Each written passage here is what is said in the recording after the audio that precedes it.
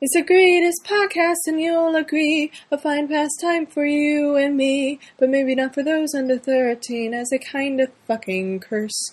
So bring out your laundry and prepare your ears, for insults will spill and so will tears.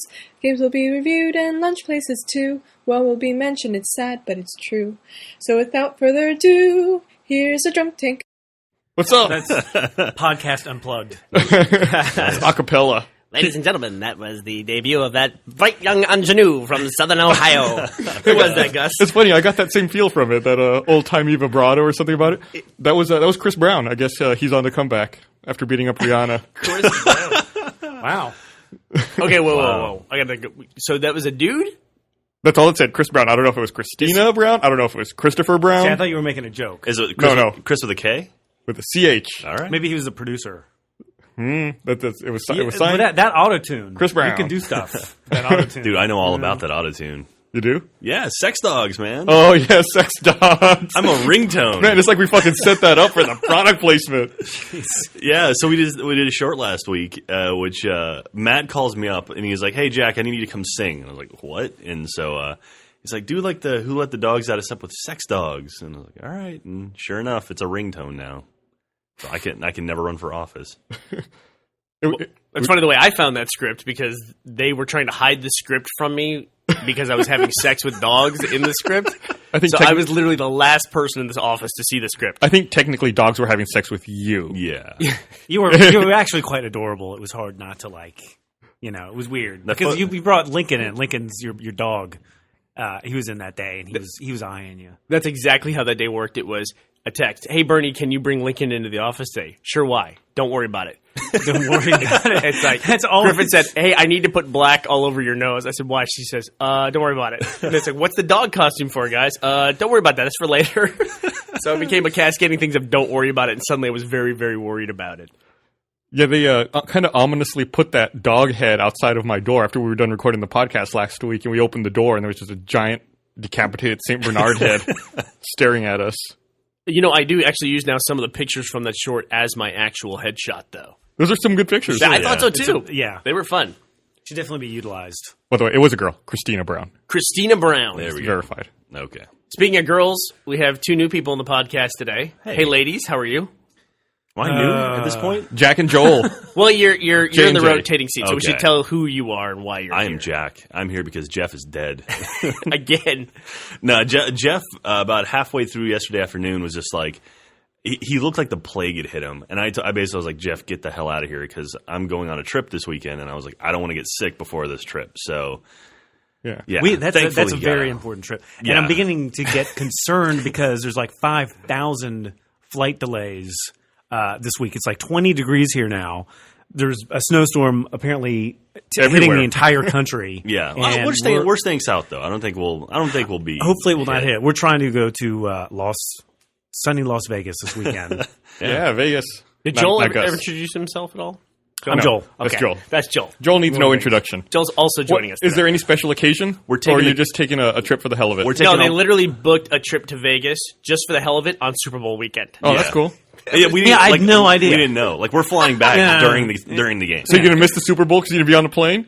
Well, I hope Boo-hoo. your plane probably will be fairly empty, right? It might be. Man, it's a good strategy. Yeah, I don't know if the Jets were playing. I think we watched the last playoff game, and I was like, if the Jets advanced, then we talk about maybe staying until Monday just to watch the game there. But I really don't care about the Steelers. Well, Packers. really, I mean, what's going to happen is the level of intoxication that we're at will probably determine whether we're staying a little longer or not. Whether and or of course, not we make it to the there's work airport. concerns as well. Yeah. So it all goes into the equation. I've actually been to Vegas during worse weekends by accident. One time I went to Vegas was the combo weekend of the Consumer Electronics Show and the Adult Video News Awards, which are AVN. the porn awards. Yeah, so that would have been the second weekend in Vegas in January, right? Right, I think so. I just happened to go. I've gone there during every single convention except for that one. Really? Yeah. The other one I was there for, which scared the shit out of me, I think I went with you guys. Yeah, we were there at the same time. We were there Friday, Saturday, Sunday. We'd already been there at least 12 hours, and we'd been, sending emails, all this stuff. We find out it's the same weekend as DEF CON, which is the big, huge hacker convention. Yeah. We're Brilliance. and we're like on our iPhones, like We turned off our phones and our laptops and never brought them out again after that. I mean, that makes sense, right? If you're in the hackers convention, that's probably, that's where you want to go. You get like a lead line bag and throw all your electronics into it. Yeah. Supposedly these guys, who I just want to say are the greatest people on the face of the earth. They're good people. We love them very much. Exactly. They're sexy and they're with it and we love them and all that. Okay, don't go too far. All right. Don't get sarcastic. Don't mock them. So they have this thing apparently, which is the wall of shame that they put up at the convention, which is people that they've hacked while they're at the convention and how much of their data they can then print out and put up on the wall at the convention. Wow. So, and you're there walking around in Vegas with your, Wi-Fi enabled phone and all this. You're like, yee, this is great. Look, I found a free hotspot. Yeah, I mean, Free public Wi-Fi? Yes, please. Yeah. I don't even. You have me scared. Gus has me scared to the point where I won't even enable the Wi-Fi function on my phone at all. Like I just leave it, and I guess that's the right move. Yeah, fuck it. I don't use it. Don't connect to anything. Ever. In any way. The whole Fire Sheep thing kind of died, right? Yeah. No one seemed to care about that after. Well, Facebook, I think, is rolling out a secure login procedure to get around that, but I heard they're making HTTPS that you can set it as your default connection in your profile. Yeah, that's what I've heard. Right, yeah.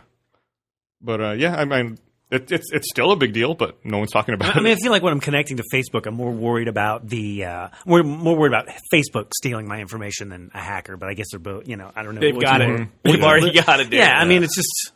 Well, Joel, you and Gus have ruined Facebook for me, especially, because you guys go on there and accept every single goddamn friend request you ever get. And I try to keep Facebook just people I actually know. So you don't feel special? What, on that Facebook? That they accepted your friend request along with everybody else? No, it's not that. You don't want to be popular? I'm defriending Jack. The problem is, like, I show up on their related friends or whatever, so whoever, like, we'll have fans who'll just, throw friend requests out to Joel and Gus. Are you going to pretend like Facebook has, like, some sort of social interactivity for you? No. I stay off of Facebook. I check Facebook about once. So why or are you twice bitching then? Because the thing I'm never on sucks for me now because of you guys. You're the reason why, Gus. You're the reason why. I mean, the only reason I'm on Facebook is because there's people who I know from a long time ago or whatever. There's just people that that are on Facebook or whatever. Yeah. So, but I mean, that's about it. I'm not really. I have nothing really to say. I have nothing to do. I like cross promoting Rooster Teeth Productions. Yeah, it's like I even want to try. I want to try some of those social games just because they're so huge. Yeah, they're so huge now that it's like if you don't know what's going on with that, you're maybe missing something. There's too much money, but it's just like that great video that you guys did. Where you try and get in there, and it's like there's no way to get in there without. It's like really. Yeah. I don't know. I don't know if that was a complete thought by Joel, but I'll go with it. But everyone understands. It's a complete feeling, and that's what's important. Yeah. The whole thing. I mean, I remember when the Facebook game started, when they released their API, and it was suddenly it's like, you've been bitten by a vampire. And it's like, fuck. And just block. You are now a werewolf. Block. And just had to block all that shit. Yeah, after you block it for a bit, though, you don't see that shit anymore. Yeah. I feel like, and then there's like, if you have like 500 friends, there's always like those 7 who are just going to just tag you. And there's nothing you can do to stop. It's like an aunt you don't really talk to, but suddenly she wants to super poke you all the time. Poke. I think I saw porn about that once on Cinemax about someone super poking their aunt. They took some kind of, I don't know. Technology. So I've never really had a Facebook account, and I don't understand how it works. It's funny because I'm friends with you 7 times. I know. I had a really stupid thing where someone was posing as me on Facebook, which I am not. I have even close to being famous enough for that to happen. Yeah. And the guy told me he thought it was a big joke, and I was like, "Well, you're doing what?" And he said, "Yeah, I have your account," and I was talking to one of your friends from high school. I'm like, "What the fuck is wrong with you?" The guy said it to me like at one of these conventions. He's like, "Yeah, I was just." And he had friends of people we do business with on that account, and he would just repost stuff from my blog on Rooster Teeth on my Facebook account and talk. I don't know what he was talking about because I don't have access to the account. So he's talking to people I knew from high school or whatever. Yeah. What a fucking maniac, dude! That guy's a fucking lunatic. So I finally had to get a Facebook account just to hold it in place. Yeah. And that drives me crazy. But I don't know if that wall makes no sense to me. None of that stuff makes any sense. It's gotten so cluttered on that site now. What was the gifting thing where people could give you gifts and stuff too? That's gone, I think. Is it? Yeah. Yeah, they gave you like a present? Yeah, or you could buy a present and give it to people, but there were some that were free that were sponsored. Yeah, Facebook's a weird thing where it's like this private company that's getting hyped like crazy, and like the Wall Street machine is basically trying to prep this thing for its IPO. And I'm telling you, a year from now, 2 years from now, Twitter, LinkedIn, Facebook, it's going to hit the market. It's going to be crazy.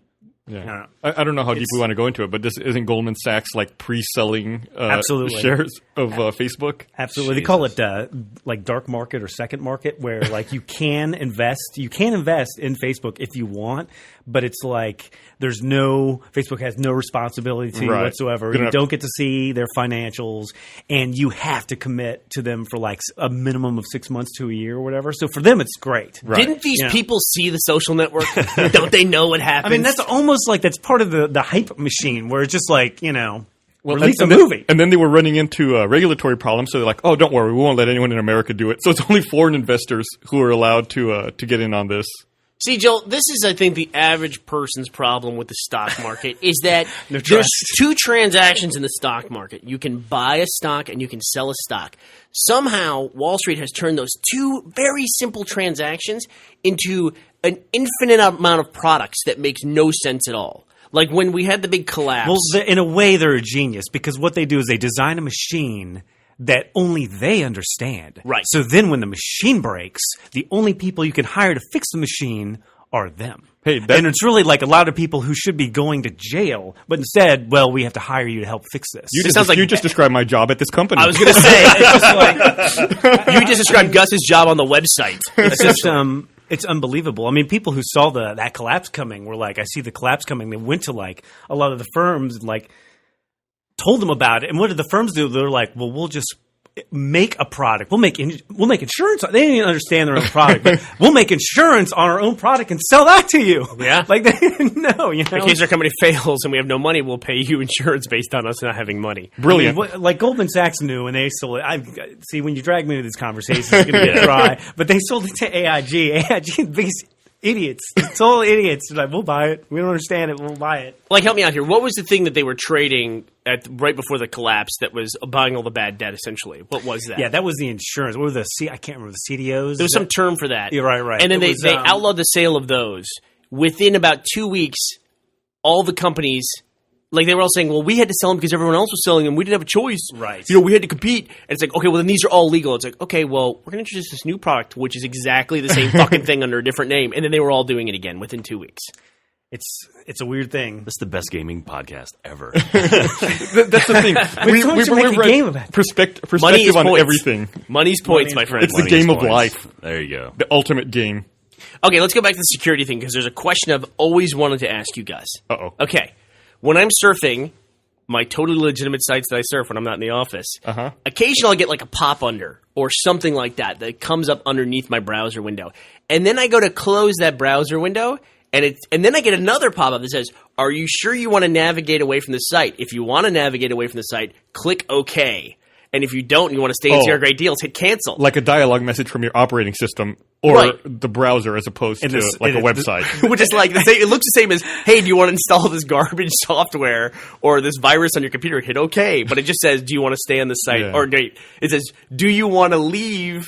Are you sure? Then hit OK. Or if you want to stay, then hit cancel. Or they'll do it where it's like, are you sure you want to leave? Hit cancel to leave or OK to stay. Yeah. I'm convinced no matter what button I hit, if I see that dialogue box, I turn off my computer because I'm convinced whatever button I press. Yeah, there's no way. You've lost. You're already you're on the box. Yeah, it's like, thank you for bank account information. Yeah, I hate those. We'll be talking to your high school friends.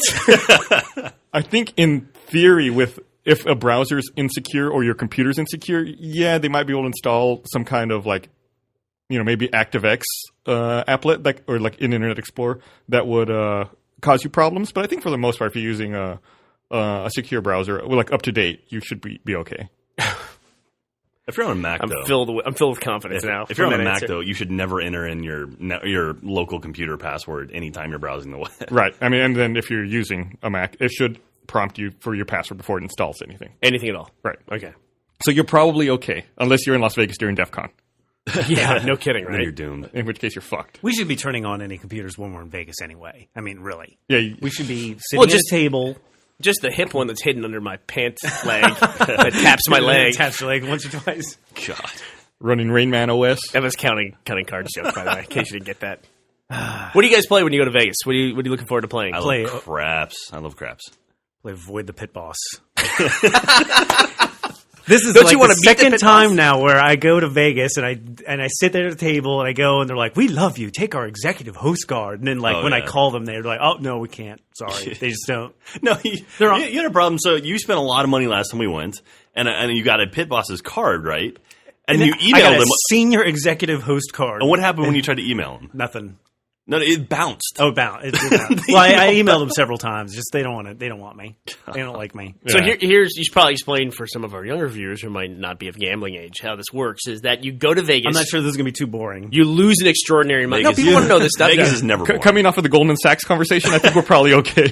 You lose a ton of money because you're trading You with don't Goldman even have Sachs. to lose money, but it's basically the amount of action you give them. So in other words, the amount of dollars that you put on that table. You can win or lose; it doesn't really matter. But the amount of money you But put they on like the it when table. you lose. They like it when you lose. They But just it's wanna like see- they figure the longer you sit at that table, the more money you put on the table. Eventually, they're going to get you because statistically, Yeah, they just want to Actually- see a volume there. Actually, Right. I would say probably if You you, know what? win a lot of money, you'll probably lose more in the long run than if like your first trip to Vegas. If you win 10 grand, as opposed to Exactly, lose 10, if 'cause you lose 10 grand, you'll never go back. statistically. Well, it's like funny because like statistically, the best odds you can get is like the house has 51% or something like that, 51.5, and you have 48.5 or something like that. And so the longer you sit there, they think they're going to make the money. Guess how much one of those blackjack on average? Guess how much one of those blackjack tables makes an hour? Makes in terms of people losing their money to the table? Yes. Makes? Okay. We're talking about a table on the strip there. Yes. Am I playing on this table? I'm going to say it makes. I'm going to say $500 an hour. I'm going to say 1,000. Wait, $500 an hour or $1,000 an hour? I'm going to say $500 an They hour. told- I say 1,000. They an hour. told me, and this is after talking to several people and vetting this. You're not going to believe it because it's hard to believe it. But they say 40,000. Oh, get out of here! I've sat at blackjack tables for an hour. I don't know if that averages out against the Yeah. higher tables. That's and- probably the average. I mean, You know, I don't know. the tables that they don't let us get close to. How high do think these tables go? think about some of those blackjack, not the blackjack tables. Think about some of those craps tables. Where Yeah. You just got all those people. Oh no! Like all that money. The first time I ever went to Vegas, like I was playing craps in this one table, and it was pretty full because it was like a $10 minimum, something like that. And there's a table behind us; it was reserved. And I was like, "That's kind of weird." And then eventually, a guy showed up, and I looked over. This guy had brought a stack of about $250,000 worth of chips, and he was playing by himself on a craps table. And I would look over at any one point, and he'd have like $50,000 to $100,000 on the table. It's hard to watch. And it's just like I'm watching this guy throw. You know, it's like these chip colors I've never seen before. Yeah, like the bars. You know, Yeah. it's like why is her chips Colors you're not allowed to know the names of. Why does it have its racing stripes? I've never Why do seen that chips color have before. Racing stripes. But it's like, he throws down like one chip. It's like, well, there's my entire college tuition right there. That little chip, But I mean, it's all relative, though. My $10 to me is, there's nothing like to almost him. no worse feeling when you're sitting there. It's like I've lost all this money, and then this guy's just like, oh, he just put down. Or yeah, he'll like one bet, everything that I've lost. Or he'll like drop a chip, and it's like, oh, that $10,000 chip you just dropped on the floor is more than I'll ever spend in Vegas. Guys, they're trying not to embarrass me. That guy was me. Wow, I'm suddenly very impressed. I suddenly find you much more attractive than I did 2 minutes ago. But okay, overall in Vegas, are you up or down? Like around the room? I only remember the up, so I'm way up, and it's awesome. I figure I'm going to spend money, and I'm going to lose money, and I budget an amount to lose every day. That's what you should do. And then I don't remember the losses because it's a trip, so it's like, I'm up. Yeah. Hey, let's look at it this way. I'm down on every other trip everywhere else I've gone. I mean, look at it this That's way. a good point. That's an excellent point. I like that line of thinking. Yeah, let's say you go to Orlando, Florida. I'm and you down spend, $3 grand at $1,000. You're in the hole. You're Yeah. in the hole. You're not getting out. There's no fun. There's no. Dude, the first time I ever went to Vegas, I went there for my 21st birthday. Like at midnight, I went and started gambling. It was great. My first night ever, I was gambling. I made $750 on a craps table. It was awesome. It's like what Bernie just said. Yeah. If that first experience is positive. oh yeah, no, it's great. It was great. And you will chase the feeling of that $750 Absolutely. for the rest of your No, life. I ended up coming. And even if you get the $750, it will only feels half as good. I came back from that trip up like $2,500, which Wow. is pretty awesome for a 21st birthday. Yeah, no, that's awesome. So Next Happy thing you know, birthday. you're betting $1,500. Next thing you know, you're the dude at the table next to you putting down $250,000 on a hand. there you go. Next thing after that, you're in the dark market buying Facebook pre-IPO. It's a slippery slope, my friend. Dark market sounds like a Harry Potter You're, term. your gambling moves from Vegas to Wall Street. I like that even Wall Street says dark market because black market is like, that's clearly illegal. Yeah. This is not black. This is dark gray market. You can't see, but that doesn't mean that it's not It just absorbs all the color. It's okay. I gave up on this dark market when I first heard the words after hours market. Who are the people that can trade when the market's closed? That's what I want to know. I can't walk in and go, I want to get some after hours trading. They'll go, no, you're not that guy. Yeah. You got to pay a cover charge. Those are the guys who sell speakers out of the back of their car, right? No. Those are the guys that have like 18 of those guys working for them, basically. Yeah. Jesus. I had a guy knock on my door the other day selling magazines. Did you really? Yeah. I haven't had that in forever. Like Office Space? Well, like, door-to-door salesman. And he described to me the program that he was a part of, and he essentially just described to me the definition of a pyramid scheme. Yeah. And talked about how it was the greatest thing ever. And it's a young guy, and I'm like, what do I say to this guy? You know what I mean? It's like he's working, he's trying, but it's just like it was so clear that he was trying to move up to the next level, and then I guess he gets more thetans or whatever. And then, he was just like, I'm working here. I work for this guy. He's got 5 guys working for him. And if I get enough points, they'll move me up and they'll have 5 guys working for me. You know what's frightening about that is like a lot of charities are sort of run that way, I think. I don't know if it's right or it's wrong. Have we talked about charities on the podcast Yeah, before? we have. We did like 3 weeks ago, I think, The about Bono thing? operating costs. Never mind then. No, we talked about not the pyramid scheme, though. How does it – we were talking about I don't know. overhead. I don't know. I don't know if it's necessarily a pyramid scheme, but it's like the people who the people who are doing the work take such a large percentage of the money that it's – That's not always the case, but most of the time is the case. Well, it's like I feel like I could go door to door and be like, I'm collecting money for Darfur. You know, yeah. I'm keeping 90% of the money you give me and maybe passing on 10. Were you in the Boy Scouts? I was. I was in the Boy Scouts, too. Anybody else? Jack? I was. Were you in the Boy Scouts? Okay. That's why I'm prepared. We did not sell cookies. We didn't, right? We didn't sell cookies. No. We had a popcorn fundraiser when I was in the Boy Scouts. I probably sold like 5 tins of popcorn. And it wasn't even that big. I'm not really sure if all Boy Scouts did that. Did you ever do that? I never did that, no. I can't remember, but I don't think I did, yeah.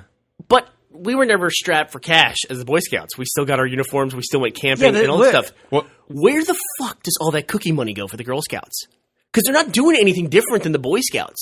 But they generate a fuck ton of money from those cookies. I mean, Where does they've that got go? like cultural guilt engineered into America where it's like a little girl shows up at your door saying, I'm selling cookies. Well, you have to buy them. You do. You pretty much do. I mean, somebody's going to figure out a way to get how to train. That's a business model. They're going to train puppies to sell cookies, then you're doomed. Yeah. I mean, that's the Girl It Scouts just are shows up. It's got like a box, and a collar. and sad eyes. He's got like a roll of Thin Mints under his neck. Buy this so I can eat tonight. That'd be great. That'd be a great thing where you send a hungry dog to the door with a box of milk bones. The person has to buy the box of milk bones to feed to the dog. It's like the perfect system. You'd make billions. But I really want to know, where does all the Girl Scout cookie money go? I never thought of it that way. I don't know. Who's making that money? Somebody's making that money. The Girl Scouts Well, aren't getting somewhere. a commission, are they? I don't think so. I can't remember. When you join the Boy Scouts, do you have to pay? Did you have to pay? You have to buy your uniform. I know that. And I think there is a yearly dues. Yeah, I guess. That sounds right. I remember dues. Now that I said that word, it might have been like every meeting thing you had to take. I remember paying like dues, but I think it was like to join the Boy Scouts like $50 a year. Yeah, it was like $40 $2 a meeting or something. Yeah. Of course, that was during the Depression, so that was a long time ago. Yeah, we're also that was many years ago. We also had to train with a rifle, just in case Hitler invaded. That's right. The National Guard was deployed in Europe at the time, and we were maintaining border security. Please tell me in the Boy Scouts are still shooting off rifles. Please tell me. I never shot a rifle in the Boy Scouts. No, yeah, we had the rifle training. They've added things, but I don't think they've taken away too many things. Isn't there an internet badge now? Yeah, I think there is an internet badge. Wow, internet badge. You have to download it. It's digital. You put it on your e-vest. What do you do? What do you have to do? We should look that up. We have to find out what you have to do. Yeah, look to it get up. the internet badge. Troll 4chan. You have to go to DEF CON. I feel like pedophiles are on the other side of that for some reason. What they really petitioned to have that internet badge added. Internet scouting service. Also, I never hear about the Girl Scouts outside of the cookie sales. Yeah, what are they doing the rest of the time? I think they're just gearing up for cookie sales. That's it. Yeah, right? I guess they're making cookies. That would be my guess. Somebody's got to make all those Giant things. cookie factories where all the Girl Scouts go. That's right. I always feel compelled to explain things to our international viewers, too, if they don't know what a Girl Scout is or what Girl Scout cookies are. Well, they're missing out. But there's this cult in America called the Girl Scouts, and they all dress in green, and they're young. That's why so you can't see them until they're on top of you with a box of cookies. You don't know. Dude, I can't. I don't want to say no. They hang outside the grocery store. You're like Girl Scout, like you're in suburban, like you're. I am. Yeah. They're everywhere. They have high density in my area, and they're just little girls like 6 to 10 years old, and they sell either cookies door to door, or now what they do is they camp outside of retail places all day and with a card table. These 2 girls, and like, we want to buy some cookies. You're like, buy some $3 for like 10 cookies. What is it? It's like a roll. It's $3.50. Yeah. I'm like a lone dude doing my lone dude thing, going to Vegas or whatever. I like to think that I'm almost as far away from the Girl Scouts as someone could be, but their reach, it doesn't matter. There's always someone who knows someone. Like, I don't actually see the Girl Scouts, but they have like these adults that they use, and they come and they're like, listen, my uncle's niece's daughter, whatever, and like, here's a form, and like, they get to you. Like, remember when we watched your dog that one time? Hey, we're selling cookies. Yeah. They get to you. So, I mean, there's nowhere they don't reach. The Boy Scout Internet Badge has many requirements, most of which are really basic and stupid, like find out what ISP you have at home and stuff like that. That's cool, though. One of them is explain what a web browser is. For example, Netscape Navigator, Microsoft Internet Explorer, Opera, Amaya, or Lynx. Wow. That's Someone's sounds like the little not up to date, maybe? Yeah. Well, they're just missing Safari and Chrome in there, which, who uses those, honestly? Firefox. That's it, for And example. they have Netscape Navigator. And Lynx, who the fuck knows what Lynx is? I do. I bet you guys don't. I don't remember. Lynx. Is that a It's a Linux It's thing? a text-based Unix web browser. Okay, Oh, listen, Jesus. dude. The guy who designed that requirement is a grown man who works at Boy Scouts of America. He probably uses Lynx every day. Maybe. I would imagine so. On his dial-up. Awful. No offense to the guys at the Boy Scouts who use Lynx every day. Learn about online safety. Online safety. Using the web for scouting. Your How to own use your webpage. computer to start a fire. Rules in case you need it. How to frighten a bear using computer. What to do in case of online predators. Just roll up in a ball and act dead. Puff out your shirt to make yourself bigger. But here's how a conversation, like Joel's right. Here's an actual conversation I had this year. I think Girl Scout cookies are now twice a year too. I think they've moved it up, or like they're shortening the window for sure. But Griffin came to me and she said, "Hey, do you want to buy some Girl Scout cookies for Millie?" Or she said like that. It was for Millie, and I said, "Oh, I said yeah, I guess yeah, I'll buy some Girl Scout cookies." She goes, "How many do you want?" I go, 5 boxes, I guess. I go, is Millie even? She's in the Girl Scouts The now? question's like, what is the minimum amount of boxes I can purchase guilt-free? Like, is it 5? What are units of guilt? That's exactly right. Like, is it 5 now, or is inflation maybe 10? It's You don't know. It's exactly the same as buying a birthday gift for a coworker. Essentially, how low can I go and get away and not seem like a jackass? But I said, I guess I'll buy 5 boxes. Is that enough 5 boxes? I said, is Millie, now she's in the Girl Scouts?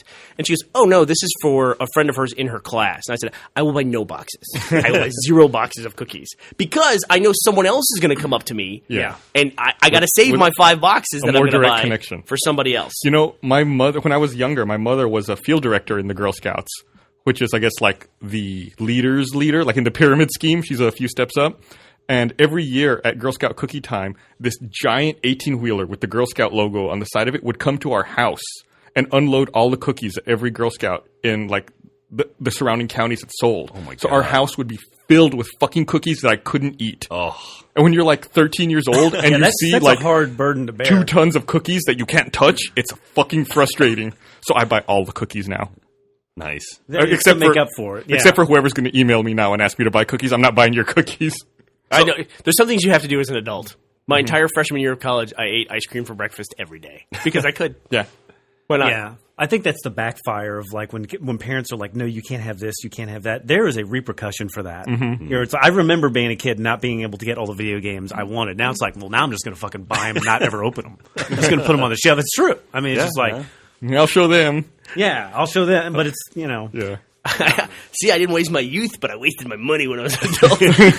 Take that, parents. So I saw an interesting, I thought it was interesting discussion on Kotaku this morning where they were asking people, talking about video games, they were asking people, when you buy the collector's, or if you buy the collector's edition of a video game, do you prefer like a physical thing to come with the collector's edition, or do you prefer like an in-game add-on for the collector's edition? That's a great question. And I don't know about you guys, but I prefer the in-game stuff. I hate finding a place for these physical things. Like, Modern Warfare had the fucking night vision goggles, which I'd never use. Yeah, but if you have like a better gun in the game... Were there results on that? No, it's just an open discussion, like an open comments thread. I can already tell you what people in this room will say. Jack will want the physical item. That's correct. Yep. He likes the what they call a tchotchke. Yeah. Only specific ones, though. Not like I've got my Rockstar keychain I got from Grand Theft Auto 4 when I bought the collector's edition of that. I still have that on me right now. For a lot of people, they will eventually hit a point in their life where they will go, you know what? I do not want stuff. Yeah. I don't want stuff. And I've hit that point in my life where it's just like I'm doing everything to like not have stuff, as minimal as possible. But like I don't know. You come from like I don't know if you're going to hit. I don't know if that's your thing. I mean, you may just want stuff. But it seems like a lot of times like this stuff is almost makes you better in the game. Like when Bad Company 2 came out, if you pre-ordered, didn't you get like a gun that would take you a lot longer to unlock otherwise? It was the M1A1, if I recall. Oh no, that was World at War. That was World at War. And, I stand by my statement. I'll always go for that. I love you that like jump in and you're instantly better than all the other people you're playing with. Yeah, I mean, yeah, absolutely. I always prefer the digital add-on stuff because it's like. But that stuff, especially the multiplayer stuff, it lasts for about a day, and that's when it takes everyone else to catch up to you. Maybe that's really true. That's true. Whereas the stuff lasts the rest of your life. But then there's some single player stuff like in Mass Effect 2. You got armor. Yeah. And weapons that help you throughout the campaign. That's the funny thing, because I think a lot of times it depends, right? I mean, I remember the Halo helmet. The Halo helmet was cool. Yeah. So I actually have a flaming Halo helmet from the DLC pre-order. Also cool. Yeah, and people have now been asking me how it's on my avatar. You had a flaming helmet if you bought it.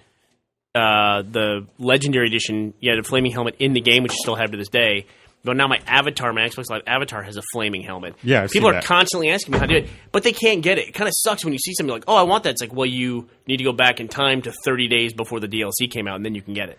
I kind of like that sort of thing, where it's like Nike with the shoe philosophy, where you have limited runs of stuff and it creates diversity. And I mean, you've got to limit supply on stuff to make it cool. Yeah, it's like an exclusivity. Yeah. Or like you're like in a I don't want to say a cool club, but you're in a club. Whatever. And it's like, well, next time you got to be on the ball, pay attention. Well, if you think you might play a game too, I'm so far behind. I'm right now, I'm playing Dead Space. Not Dead Space 2, but the original one. That game is from 2008. That's happening to me more and more and more now, where it's like I'm playing like I didn't play the first one, where it's like I'll go back and I'll play the first one, and it's all it'll be a good experience. I'll enjoy it. And well, I think that kind of thing, though, I think it punishes the long tail people. Like I'm discovering Dead Space now 2 years later, and I bought it like Games on Demand. That was right to the publisher. There's no manufacturing. They probably made more on my $20 purchase than they made on a $60 purchase in the retail store. I should get that bonus, I think, at that point. Do you think that they're trying to copy like the movie philosophy, where they want a big opening weekend and as many front-loaded numbers as they can to then fund development of sequels down the road? Oh, absolutely. Otherwise the team goes away. Right. I mean, we had a bad day one. Bye, everybody. Yeah. We're not even going to put this thing on Games on Demand. Sure, yeah. I get that. Yeah, absolutely. Also, I mean, with multiplayer games, you have to have that. If you show up in the multiplayer and you can't ever find a match because there's 100 people online, that game's dead. Or because everyone's so fucking good because they've been playing that game for 2 years. Yeah. And you're just jumping in. You don't know the maps, getting screamed at. I think I'm just saying you want that big first weekend for that. Yeah. Yeah, of course. It's a weird thing almost, where it's just like I remember like when Black Ops came out, it was like biggest release, entertainment release ever or whatever it is. It's kind of like, yeah, cool. Video games. Yeah, take that, movies. I would love to write. I'd like to be the guy at a gaming magazine that writes the biggest release ever, because it's like I just use the same article and just know the variables. Like biggest article release. It's like Control Find Call of Duty 1. with Halo Reach. Okay, replace all. Done. Publish. And then replace the dollar figure. Yeah, exactly. It's like the name of the game and the dollar figure. Yeah, write it as just write it like a template. It's like just every time the big game comes out, just replace, and I'm done. It's funny that you say that, though, because it's definitely true. Like, if you've never played Call of Duty before and you jump in that multiplayer, I mean, versus someone who's been playing the previous versions of Call of Duty, you don't stand a chance. Yeah. But theoretically, aren't there leveling aspects of the game that protect you as a new player? Yeah, but there's always people who have new accounts or get reset, or they do that dopey thing where they D-level. Yeah. Why do people do that? Prestige is what that is, right? Well, no. In Halo 3, there was a thing where they try to go down in level. Right. Right, like a 50 would try to get down to level 1. Right. You can't do that in Call of Duty because once you reach a level, there's no going down. Okay. And when you prestige, and I'm at level 50, so I'm almost there. But I mean, you're basically level 51. Oh, okay. It's not like you're not like taking on level 1. Oh, okay. So you're like star 1 or whatever. Yeah, I think basically all it does is takes away all the guns, and you just kind of have to start over all the abilities or whatever. Okay. But it's still matching you, against people who are 50s and 51s, I believe.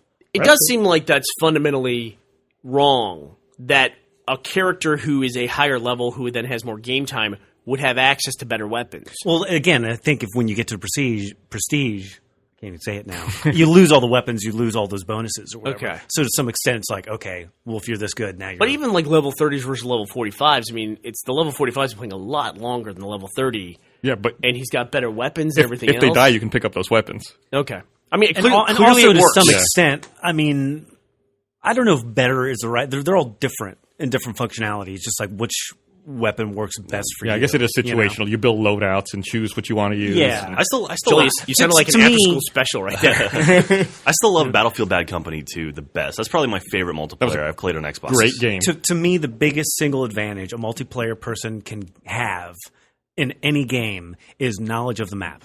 Yeah, absolutely. The more knowledgeable you are about the map, that's the biggest advantage, I think. Yeah, that's a good point. I mean, it's hard to separate knowledge of the map with experience playing on the map, though, too. I mean, They kind of go hand in hand, I think. There is that fun first experience, no matter what map it is, where you just can't figure it out. You know, Yeah. it's like how did they get up there? yeah. Like, how did he shoot me from that But spot? that's some of the cool. That's part of the coolness of it to me is like, okay, let's figure it out. I'm kind of surprised though that the Battlefield technique or the style of sort of loadouts and stuff hasn't really kind of expanded out to other games yet. Reach has it? Not really. Like there's not like a medic class in Reach. Yeah, there is. Is there? Yeah, you have your drop shield that heals people. I guess so, but I don't know. But I like the idea of being able to revive people, and it's like specific stuff. Like in other words, I hear what you're saying because the classes in Battlefield are very very more specific. Yeah, I mean, honestly, like I've said this before, and that team when everyone's To me, the best team dynamic that I've had was in Battlefield, where you have a bunch of people that are different classes, and that works. Yeah, but I mean, like in Reach, everyone has access to the same weapons. You're true. I mean, it is. I'm just pointing it out that they say they have it and all that, but really in Halo, they're really all the same guys with different. I mean, when it comes down to it, every single multiplayer match you play in Halo is a Slayer match. I mean, but that's what it comes down to. For me. You know what's funny to me though is that all the little differences in all these multiplayers is kind of a good thing because each one of them plays a little bit differently, so it's a different experience, and that's kind of good. Yeah, I mean, Reach has gotten a lot better about it with there's racer stuff now, and there's Griffball and stuff like that now, but. I'm actually not that great of an FPS player. So anytime I get a chance to do something where it's like, I love driving in Reach, and I love playing a medic in Battlefield because I actually, instead of having to go and shoot people, I can just, support the people that know what they're doing and are better at it than me. And I wish there was more stuff like that in other games. Have you ever played Team Fortress 2? Yes. Okay, because that takes that to the extreme. Yeah. I mean, you have entirely support classes. Yeah. Like you can play it as an engineer and never fire your gun once. Yeah. I like that kind of stuff. I never played that game. I feel bad. I wish I had the chance. If you like specific duties like that and you want to play like a support class, which I enjoy playing as a support guy as well. Yeah, it's fun. The medic in that to me is no fun, but like the engineer's fun, spies are fun. It's very, very, very specific. Mm-hmm. And I can't play a soldier in Team Fortress 2, which is, it seems like the base class of you have a rocket launcher and you're an FPS guy. You shoot people. I can't play that at all. I'm terrible at that, And Demo Man, I guess all the offensive... You've always liked support characters more, though. I have. Back in the day, we played Battlefield 1942, the original one. Yeah. I would play the medic all the time. Yeah. Or the engineer, and that was fun, fixing people's tanks and going along with the tank. Yeah, that was fun. So I like to do that in Halo, but people, and even when they play teams... There's a way you play teams in Halo that you don't play in other games. I mean, it's definitely more of an offensive game. Yeah. And I think Halo's a really cool hybrid now of the shooter FPS and the class FPS. It's like right in between those now, which is cool. Yeah. Yeah. Yeah, but I don't play much of the shooter FPSs. Like I don't play Call. I don't think I've played a single round of the new Call of Duty multiplayer. And I think on Modern Warfare, the original, or maybe Modern Warfare 2 was the big one. I played, I think, 2 matches total of that stuff. Yeah. I'm thinking I haven't played Black Ops multiplayer at all. I played some with Joel. We played some zombies, but that was it. It's funny. I love that game type. It's such a blast. Yeah. I mean, it's kind of funny because I feel like you can never win. But That's kind of the point. I It's guess just so. how long It's you can delay the inevitable. It's like life. Damn Just zombies. fucking string it out. Yeah. Did you see the guy who recreated Halo gameplay in Minecraft? Yeah. I saw that. He recreated Lockout and made like a multiplayer shooter where it's like two guys running around shooting each other. Jesus. It's fucking crazy. That's awesome. The Minecraft has really expanded the creativity of people with the mods. It's amazing. And then there was another video I saw. I think I saw him on the same day where someone recreated the original Legend of Zelda using Little Big Planet 2. Really? Well, not the whole thing. They just recreated that first dungeon that you go through. They recreated all the monsters and Link and...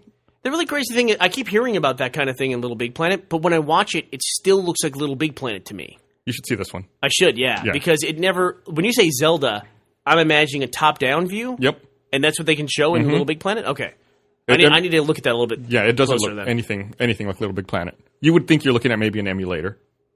Really? Yeah, That's really interesting. it's really crazy. Yeah, those sandbox games, I think those are the future for sure. Are these even technically sandbox games at that point? Just do whatever you want and play I guess however so, you yeah. want. Yeah. It's almost like you're just given an engine and Yeah. you just plug in the bits wherever you want them. I would say the opposite is now looking backwards. Are the games we considered to be sandbox games, are those really sandbox games? Like, would a Grand Theft Auto compare to Forge or Minecraft? It doesn't really, because you can't. What can you do in It's just GTA? open world. It's just open world, yeah. God, I remember editing maps in Doom 2 using those crappy like. Your WAD files. Oh Jesus! WAD files, yeah. Man, I love that stuff. Actually, I remember right before Columbine hit, I had made a map of my middle school to play in Doom 2. No, it's one of those things. And and then as soon as all that happened, I started reading about these kids getting busted and getting in trouble for doing stuff. It's like that's the only building I know. I go to that building every 5 days a week, so I know it. So I'm like, yeah, I'll design that. Might as well. And Yeah. I even made multiple floors, which Doom was only a single floor. Found the best escape routes? No, Where to put the weapon stashes. But yeah, there were imps and cacodemons and stuff where teachers would be in classrooms and things like that. But anyway, yeah, it was pretty crazy. And I always wished the Grand Theft Auto map, the big giant Grand Theft Auto map, you could manipulate more or have things change on it or change a game type even, where I still think it would be great if we had a giant zombie game using that huge map. Mm-hmm. It's I guess that must be a very hard thing to do. It's almost like Prototype, right? Kinda.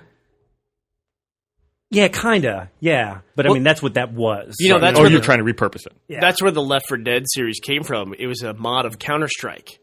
And they were playing around with different things they could do with the engine, messing with Counter-Strike.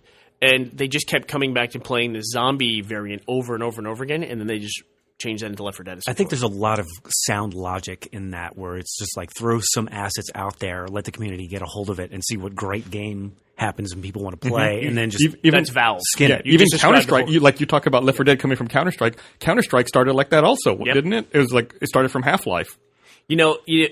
At PAX, where they have the Omegathon, is that what it's called? Uh-huh. Which is a kind of an Olympics of gamers, and it's hard to get in. I think they take 32 or 16 contestants. I think it's 32, I think. Yeah, you have to apply, and then we've never really participated in this, but then they have these events where you go up against somebody in a game, and whoever scores highest or head-to-head beats the other person. Then they go up until it's the top two gamers. And it's different games all along the way. And it's really very... that's cool. Yeah. And at one tier, it was Simon, the old Simon game where you'd play the memory game. It's everything. That's awesome. And I think one of them was a trivia contest. And the top trivia question in it was, what was the code? What is the code that's typed in on the bomb on Counter-Strike? What's the 5-digit number code? Holy shit. And Gabe knew it. Jesus. Yeah. I thought that was pretty funny. That's a really good one because you see it all the time Yeah, if you don't play pay Counter-Strike, attention. but you wouldn't pay attention to what the code is. That's fucking crazy. Yeah. Yeah, but that's what Valve does. I mean, Team Fortress 2, Team Fortress was a really, honestly, a horrible game. If you look at the original one, and Team Fortress 2, they adopted that style, the new style for it, the visual aesthetic, and it's now a phenomenon, that game. I mean, we don't even really feel it because we're more console gamers. On the PC, that game is huge. Yeah. Absolutely huge. Enormous community behind it. It's funny. I love PC gaming when it works, but it's takes so much. I feel like it takes so much time and effort to get myself in a position where it works. It's just I don't want to. Yeah, I was talking to a friend of mine the other day, and he was talking about how he's playing all these PC games and how I should get back into it. then he's like, yeah, I only had a little bit of trouble. My Crossfire video cards were acting up, and I guess I was getting a lot of screen tearing. And it's like I uninstalled the drivers, reinstalled them, spent like half the day, and I finally got it working. I was like, yeah, you just reminded me why I don't do that anymore. It's funny because a lot of people, I think back in the day, got their start in computer technology through like, I have to change my video card. Yeah. And that's how it starts. Yeah. And just What I found with PC games, what I would always do is I would load the game up, like Crisis or something like that, and I'd load it up and go, wow, this is really cool. Look how beautiful this is. Okay, let's change all the settings to the lowest setting because I'm not going to notice all this stuff after 5 minutes of playing the game, so let's just get to the game and turn all the other stuff down just so I can play. Yeah, I have no problems. Unless it's like an RTS and it actually physically reduces my real estate that I can see on screen, I have no problem lowering it always the graphics. Drove me crazy. Like, I always wanted to ramp it up as high as I could, and if I couldn't, then it's like I'm missing out. Yeah, then you got to spend a lot of money for a new video card and new computer.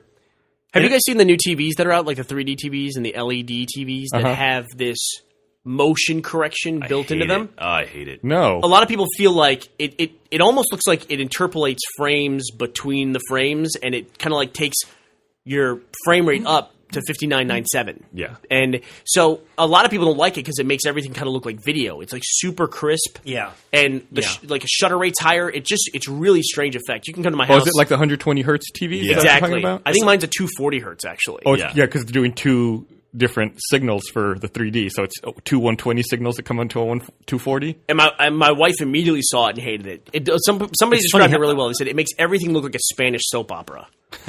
And I thought that's a really good description of the look. I saw one of those then. I saw Avatar. They were playing it at like a Best Buy or something, and I was like, something looks different with this. It looks, like you said, it looks like a Spanish soap opera.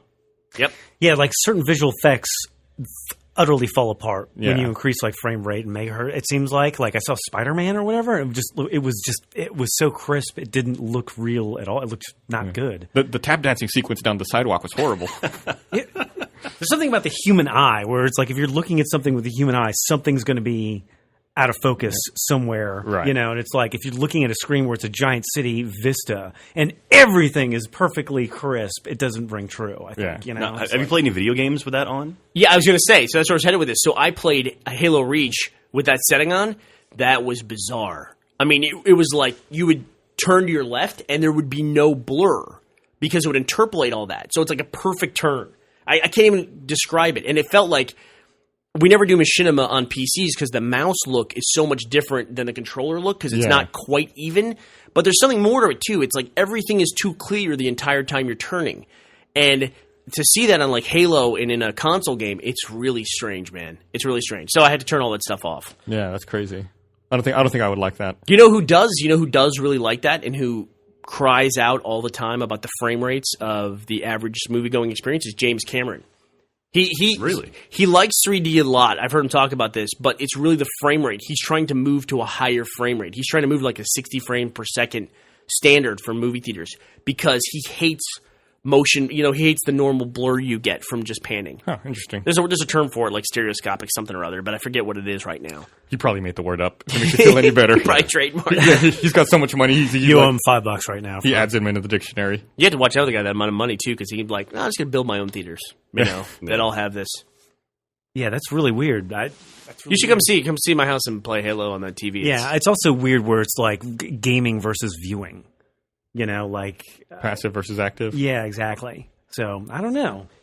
But what you were saying about the cityscape as well is that I hate when they force a depth of field on you. They do it in a lot of games. Gears of War is really guilty of it. A lot of the, what do they call them, like those next-gen games. Yeah. Well, I think that's a graphic thing, too. Like, they're saving themselves, I guess, processor real estate by just kind of like lowering the graphic settings on the further away stuff. Sure, I get that. It's like new Fog of War, basically. That's draw distance versus depth of field, though. You're talking about sometimes they do it for an aesthetic, and if I'm looking at a character in the screen, like if this is truly interactive, if I'm looking at my guy in Grand Theft Auto and I want to look down the street, I can focus down the street if I want to in real life. Yeah. I don't look down the street and it's blurry and I go, I got to walk down so it's not blurry. That's not the same effect. In a movie, it's a narrative. You're showing people what you want them to see. Yeah. Interactive. Supposedly, you're showing them what they want to see, and depth of field just to me does not work in video games. Yeah, Are you bothered by the infinite focal distance of Halo? Does that bother you? No. Yeah, and I'm assuming Call of Duty has the same infinite focal. I don't know that there's any way they could solve that without having like software track your eye to see where you're looking on the TV to then determine what should be in focus and what should be out of focus. That'd be weird, right? Yeah, so your TV would, it's almost like, I don't know. That'd be fucking bizarre. Kinect can't do that? Jesus Christ. I just want to point out, I'm going to put a bookmark right here. We will one day come back and listen to this podcast and go, remember we were talking about depth of field and eye tracking like it was a big deal? You know, like it could never happen. They're probably going to have like a week and a half from now, and this podcast will sound super dated almost like immediately. Instantly. Well, you started with the old-timey voice, so you're setting up being dated immediately. Yeah. But we should wrap up before we go too long. I agree, because we're working on something big. Next week is our... Gus? What? What is next week? February 9th? It's our 100th podcast. It's our 100th podcast! After 100... God, a fucking 100. That's crazy. Congratulations, man. That's awesome. I'm just thinking about the cumulative amount of time. Do you dream when you dream at night? Do you just like hear people's voices and you think about what you have to cut out or whatever? Every now and then, I'll have a dream seeing GarageBand in front of me with the bars and the waveforms and. Wow. So that's got to be soul draining. If it takes like, let's say 6 hours of podcast, that's 600 hours of my life. Jesus, spent cutting stuff. So you're not going to reveal what's coming up. No. We'll have our 100th podcast next week, so check it out. But we're cutting short so we can go prepare for some stuff that we're working on for next week. And go make it all this week. And go deal with snowpocalypse outside. Yeah, I'm pissed that it's 20 degrees and we don't have snow. Oh, I'm just saying, sucks. All right. Well, thanks for listening. Bye, everybody.